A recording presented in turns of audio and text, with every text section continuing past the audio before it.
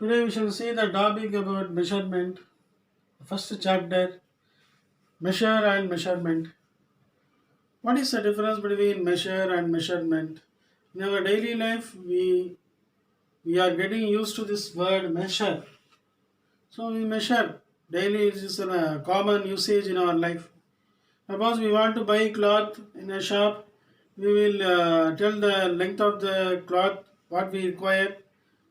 That is about 1 meter or 2 meter. What is that? The meter is the standard length of measurement. Okay. So it is used to measure the length.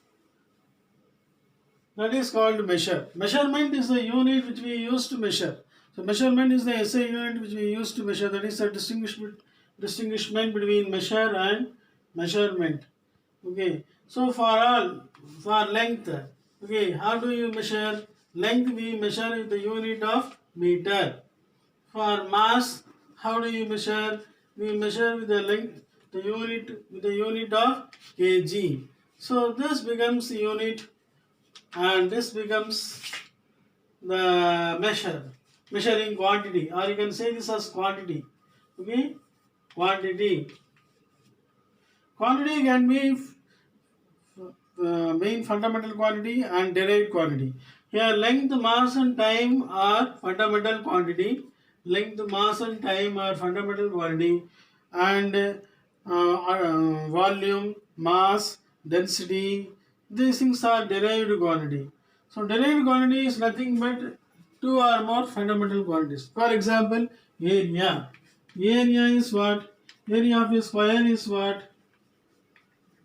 Area of a square is A into A. See, there are two A's. What does this A refer?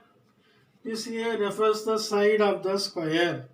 This A refers the side of the square. So this A is a fundamental quantity and this A is a fundamental quantity. Both fundamental quantity measured together becomes a derived quantity. So there are two types of quantity, fundamental quantity and derived quantity.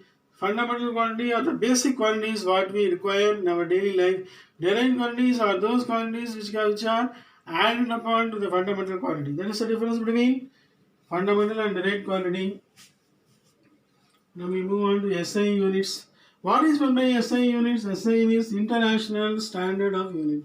International Standard. Why we want to make an international standard? There should be international standard of measurement. So then only it will be useful, or else there will be a lot of problem. So there should be an international standard of measurement. It cannot vary from region to region. So the SI is called International System of Unit. That is called MKS system. M stands for mass. K stands for M stands for meter. K stands for kilogram. And S stands for second. This is called MKS system. That is the system we follow. Previously we used to follow CGS, that is centimeter, gram and second system. That system is the traditional system and old system. Nowadays we don't use that system. So CGS system is the old traditional system we used to follow, whereas now we are using MKS, that is meter, kilogram and second format. That is the international standard of unit. That is the difference between CGS and MKS system. So if you see the book, they have given a lot of units in MKS system as well as CGS system. So you go through the book and read the difference between them. Then, how the liquids and gases are measured? Liquids and gases do not have shapes. Solids have shapes. Liquids and gases do not have shapes. They acquire the shape of the container. Liquids and gases acquire the shape of the container. That is the reason we use devices to measure them. For example, a beaker. For example, a beaker. Okay, like this. A beaker. It is used to measure water. 1 liter of milk or 1 liter of any liquid. A beaker or a test tube like this. It is used to measure the liquid. So we use this type of containers. Why? Only liquids and gases can be occupied in container. For gas, we can give one example. In our house, we use LPG cylinder. LPG cylinder, liquid petroleum gas cylinder. That cylinder is used to fill up with gas for our cooking purposes.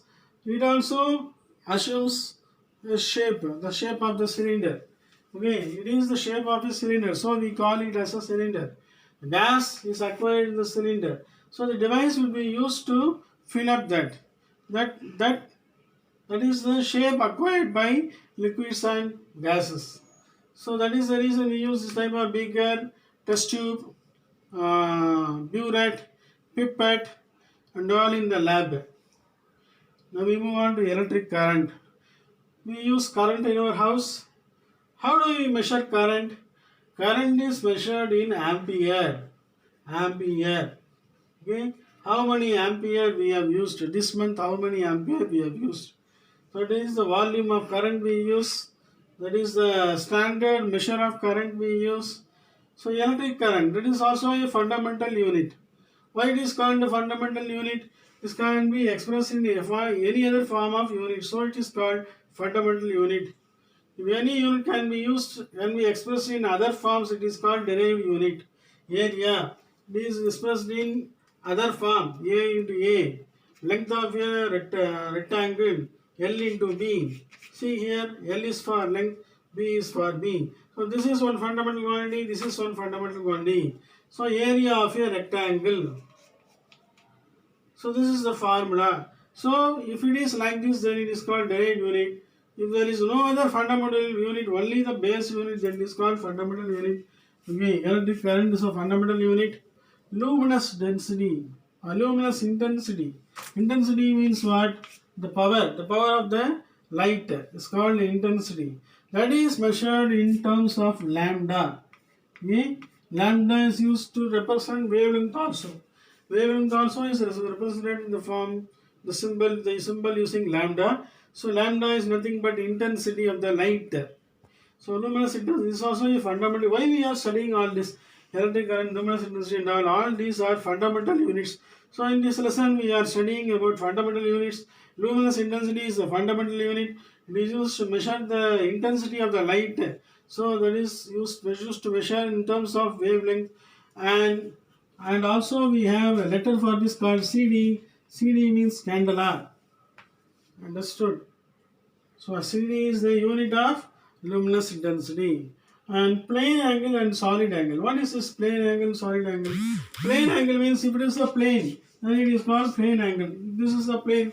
What plane is this? Rectangular plane. What is the angle here? This is a plane angle. So this angle, how it is measured? It is measured using protractor. What is the unit of measure? Radian. So radian is used as a unit of measure, or you can write as RAD. That is for plane angle. Solid angle means what? If it is a three-dimensional figure, it is called a solid angle. For example, if you draw a cuboid like this, if you draw a cuboid, then it becomes a solid surface. It becomes a three-dimensional surface. Then the unit of measure varies. The unit of measure is stradian. STRADIAN, stradian. And the unit of measure is SR. Understood? So this is the difference between plane angle and solid angle. And we use clock in our house. In olden days, what clock we used? We used wall clock. We use ordinary clocks.